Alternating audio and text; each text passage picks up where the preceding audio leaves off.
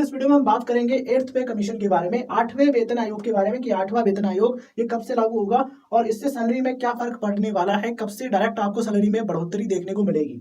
देखिए मित्रों, सबसे पहले डीए की बात कर लेते हैं। डी यानी डियरनेस अलाउंस। देखिए ये पहले था 58% यानी कि 58%, अब कितना हो चुका है 60% पूरा पूरा 60% पूरा हो चुका है। बढ़ोतरी इसमें 2% की देखी गई है।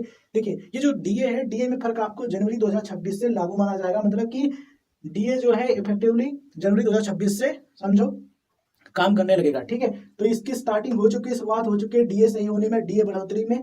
अब बात करते हैं दोस्तों कि डीए से फायदा क्या होता है। बहुत से लोग कहते हैं कि क्या बेनिफिट डायरेक्ट मिलता है हमें डीए से। तो देखो, मान लो अगर आपकी सैलरी है 20,000 रुपए, ठीक है, मान लो बेसिक सैलरी आपकी 20,000 है, तो डीए किस पर मिलेगा, इस बेसिक सैलरी पर मिलेगा। ठीक है, तो 20,000 पर 2% बढ़ेगा, मतलब कितना बढ़ जाएगा, 400 रुपए आपके एक्स्ट्रा बढ़ जाएंगे। ठीक है, बेसिक सैलरी मान लो 50,000 है तो 1,000 रुपए आपको एक्स्ट्रा मिलेंगे। बेसिक सैलरी अगर 1 लाख है तो कितने मिलेंगे एक्स्ट्रा, 2,000 रुपए। ठीक है, ये 2% बढ़ोतरी हुई है जिसकी वजह से इतना बेनिफिट आपको मिलेगा। ठीक है, तो यही फायदा है पेंशन वालों को भी, मतलब कि जिनको पेंशन मिलती है उनके जो डीए है उसमें भी बढ़ोतरी होगी। चलिए समझ लेते हैं डीए को डिटेल में। देखिए डी यानी कि डियरनेस अलाउंस, मतलब इसको कहते हैं महंगाई भत्ता। ठीक है, तो महंगाई भत्ता क्या होता है कि महंगाई से बचाने वाला पैसा। समय के साथ क्या होती है, महंगाई जो है वो बढ़ती जाती है। ठीक है, तो साथ में सरकार क्या करती है कि जो कर्मचारी हैं उनको पैसा देती रहती है, एक्स्ट्रा पैसा। ये सरकार सैलरी के ऊपर एक्स्ट्रा पैसा देती है खर्चा के लिए, कि जो महंगाई बढ़ रही है साथ में ये पैसा देते हैं जिससे वो चीजें एडजस्ट हो जाए और आप सही से जीवन यापन कर पाओ। ठीक है, ये जो डीए है साल में 2 बार बढ़ता है, जनवरी और जुलाई में। अब समझते हैं दोस्तों 8वें वेतन आयोग और 7वें वेतन आयोग को। तो सबसे पहले हमें ये समझना होगा जो 7th पे कमीशन था, जो 7वां वेतन आयोग था, ठीक, ये कब से कब तक चला। तो ये सबसे पहले समझिए ये खत्म कब तक हुआ, ये खत्म हुआ 31 दिसंबर 2025। ये लास्ट डेट थी 2025 की।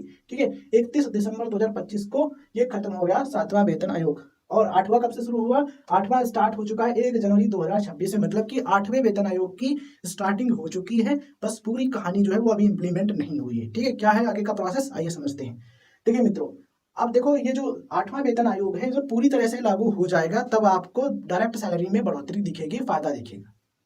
ठीक है, तो नई सैलरी जो है वो कब से कब तक दिखेगी, ये दिखेगी आपको 2027। देखो रिपोर्ट जो है पे कमीशन की रिपोर्ट जब सरकार को सौंपी जाएगी, ठीक है, तो सरकार उसको देखेगी, जांच करेगी, रिव्यू करेगी, उसके बाद उसको अप्रूव जब कर देगी, जब उसको अप्रूवल दे देगी तब वो अप्लाई हो जाएगी।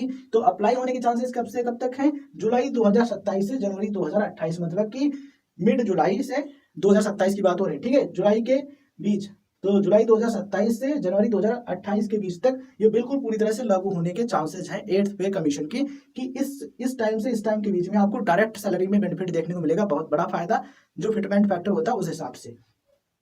अब देखो सवाल ये आता है कि ये जो मतलब मान लो देखो डीए जो है वो 1 जनवरी 2026 से मान लो लागू हो गया, ठीक है, उसका तो थोड़ा बेनिफिट मिलेगा, लेकिन जो बाकी जो सैलरी में जो बढ़ना चाहिए, ठीक है, 2 गुना 2.5 गुना जितना भी बढ़ेगा वो फिटमेंट फैक्टर पर डिपेंड करेगा, उसका डायरेक्ट बेनिफिट मिलेगा नहीं मिलेगा, मिलेगा, लेकिन जब पूरी तरह से लागू हो जाएगा तब।